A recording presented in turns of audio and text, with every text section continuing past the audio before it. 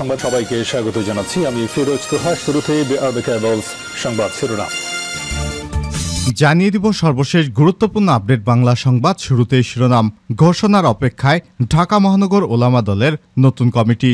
জাতীয়তাবাদী ওলামা দলের কেন্দ্রীয় পূর্ণাঙ্গ আহ্বায়ক কমিটির পর এবার সংগঠনের ঢাকা মহানগরের নতুন কমিটি ঘোষিত হতে যাচ্ছে। এরপর জানিয়ে দিব সভাপতি সহ 6 ছাত্রলীগ নেতা বহিষ্কার আইএসটিতে সিট বাণিজ্য করার অপরাধে। এদিকে পিলার আছে সেতু নেই, ঠিকাদার বললেন টাকা শেষ। জানিয়ে দিব কমছে না বৃষ্টি, নতুন বার্তা দিল আবহাওয়া অফিস। কদিন ধরেই সারা দেশে ঝরছে বৃষ্টি, কখনো মাঝারি আবার কখনো ভারী বৃষ্টি। এমন পরিস্থিতিতে তাপমাত্রা কমলেও দেশের বিভিন্ন অঞ্চলে দেখা দিয়েছে বন্যার। প্রশ্ন উঠেছে এমন পরিস্থিতি আর কতদিন। জানা গেছে সারা দেশে বৃষ্টির এমন প্রবণতা এখনোই কমছে না, অব্যাহত থাকবে আরও কিছুদিন। আগামী সপ্তাহের শেষ দিকে বজ্রসহ বৃষ্টিপাতের এই প্রবণতা আরও বাড়তে পারে। এদিকে গভীর রাতে বসতবাড়ি ভাঙচুর করে মালামাল লুট।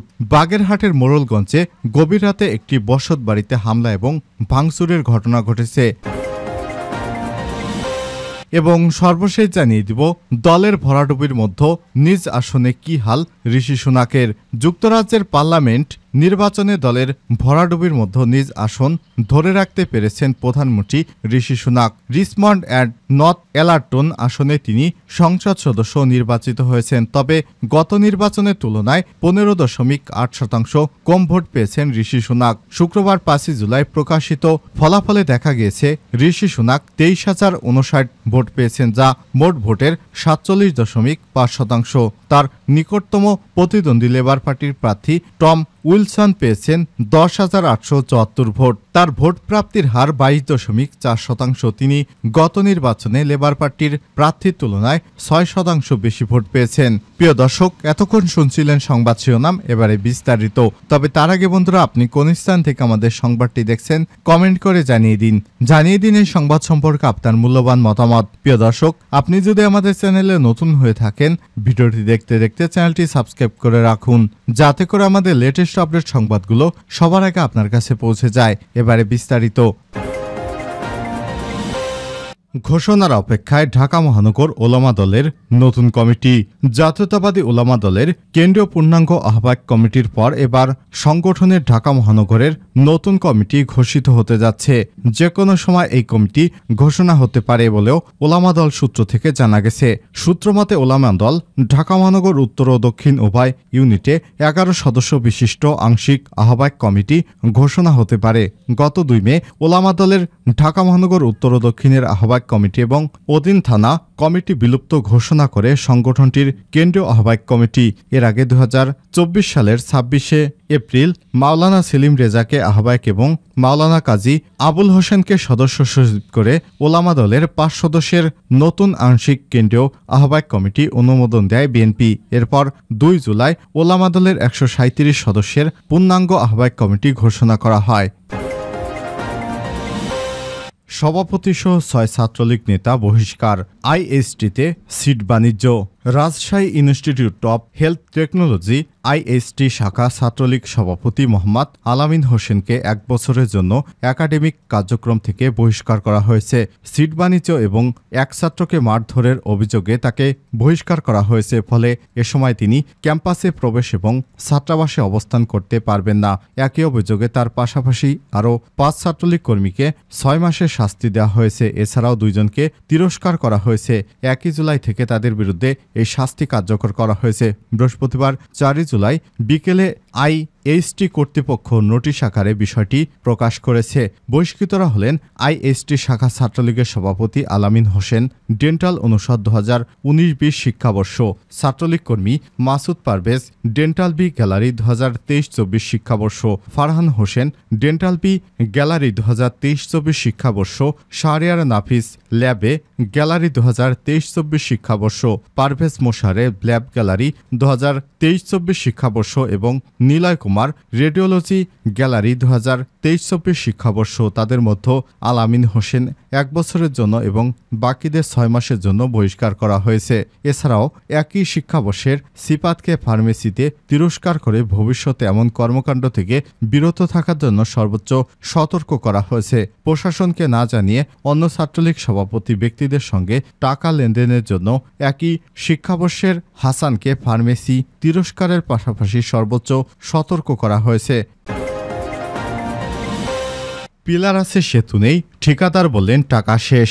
শরীয়তপুরে নড়িয়া জাজিরা সংযোগ সড়কে কীর্তিনাশা নদীতে ভাষা সৈনিক গোলাম মাওলা সেতুর নির্মাণ কাজ দীর্ঘ সময় শেষ না হয় চরম দুর্ভোগে পড়েছে স্থানীয় বাসিন্দা এবং সেখান দিয়ে চলাচলকারীরা।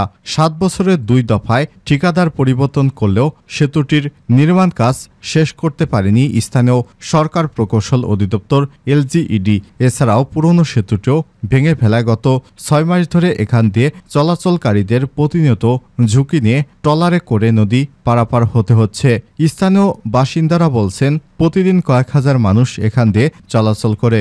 সামনে নদীতে বর্ষার পানি বাড়বে, এতে দুর্ঘটনার ঝুঁকি বাড়বে। যারা ট্রলারে করে নদী পার হতে চান না তাদের 15 কিলোমিটার অতিরিক্ত পথ ঘুরে সদর উপজেলার প্রেমতলা এলাকা হয়ে পদ্মা সেতু দিয়ে ঢাকায় যাতায়াত করতে হয়। শুক্রবার 5 জুলাই সরেজমিনে গিয়ে নড়িয়া কীর্তিনাশা নদীর তীরে গিয়ে দেখা গিয়েছে নির্মাণকারী সেতুতে কোনো শ্রমিক কাজ করছে না। নদীর পূর্ব পারে ভায়াডাক্টের কিছু অংশ নির্মাণ করা হয়েছে আর পশ্চিম তীর এবং নদীতে 8টি পিলার করা হয়েছে। ওই পথ চলাচলকারী লোকজন ট্রলার দিয়ে নদী পারাপার হচ্ছেন। ট্রলার দিয়ে নদী পার হতে 10 মিনিট সময় লাগে। 2টি ট্রলার লাগাতার যাত্রী পারাপার করলেও প্রতিটি ট্রলারেই ভিড় থাকে। সময় বাঁচাতে অসংখ্য মানুষ চাপাচাপি করে উঠছেন, অনেকেই ট্রলারে মোটরসাইকেলও তুলছেন। শরীয়তপুরে স্থানীয় সরকার প্রকৌশল অধিদপ্তর সূত্র থেকে জানা যায় নড়িয়া উপজেলা সদরের পশ্চিম পাশ দিয়ে কীর্তিনাশা নদী প্রবাহিত হয়েছে। নদীর পূর্ব তীরে উপজেলা সদর এবং পশ্চিম তীরে মোক্তারচর, রাজনগর এবং নশাসন এবং জবসা ইউনিয়ন। এছাড়াও জাজিরা উপজেলার বিভিন্ন ইউনিয়নও রয়েছে। নড়িয়া উপজেলা সদরের সঙ্গে সড়কপথে ওই ইউনিয়নগুলো এবং জাজিরার যোগাযোগের জন্য 1997 সালে কীর্তিনাশা নদীর উপর 105 মিটার দৈর্ঘ্যের একটি সেতু নির্মাণ করেছিল LGED। কমছে না বৃষ্টি, নতুন বার্তা দিল আবহাওয়া অফিস।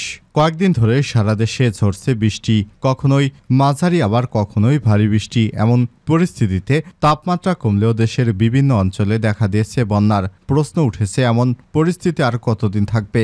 জানা গেছে সারা দেশে বৃষ্টি এমন প্রবণতা এখনই কমছে না, অব্যাহত থাকবে আরও কিছুদিন। আগামী সপ্তাহের শেষ দিকে বজ্রসহ বৃষ্টিপাতের প্রবণতা আরও বাড়তে পারে। আগামী 5 দিনের জন্য দেওয়া পূর্বাভাসে এমনটাই জানানো হয়েছে।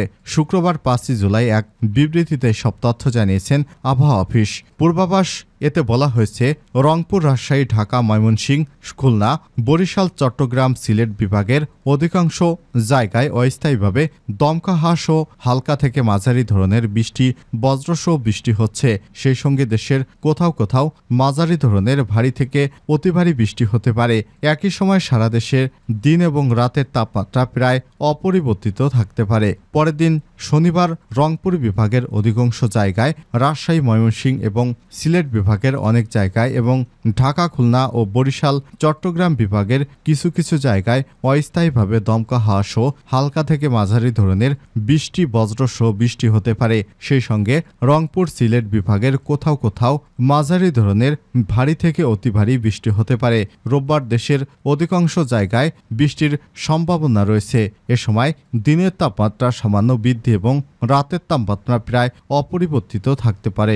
বর্ধিত 5 দিনের আবহাওয়া সম্পর্কে বলা হয়েছে এ সময় শেষ দিকে বজ্রসহ বৃষ্টিপাতের প্রবণতা বাড়তে পারে। গভীর রাতে বসতবাড়ি ভাঙচুর করে মালামাল লুট। বাগেরহাটের মোড়লগঞ্জে গভীর রাতে একটি বসতবাড়িতে হামলা এবং ভাঙচুরের ঘটনা ঘটেছে। শুক্রবার 5 জুলাই ভোর 4টার দিকে পৌরসভার ভাইজোড়া গ্রামে বিধবা শ্যামলী বেগমের বাড়িতে এই দুর্ঘটনা ঘটে। হামলাকারীরা শ্যামলী বেগমের ঘরের দরজা ভেঙে ঘরে ঢুকে লুটপাট চালায় শ্যামলী বেগমের বাড়িতে। ঘরে ঢুকে তাকে এবং তার 2 সন্তানকে বেঁধে ঘরের আসবাবপত্র সহ যাবতীয় মালামাল ঘর থেকে বের করে নিয়ে যায়। পরে দোতলা টিনের বসত ঘরটি ভাঙচুর করে মাটিতে মিশিয়ে দেয় দুর্বৃত্তরা।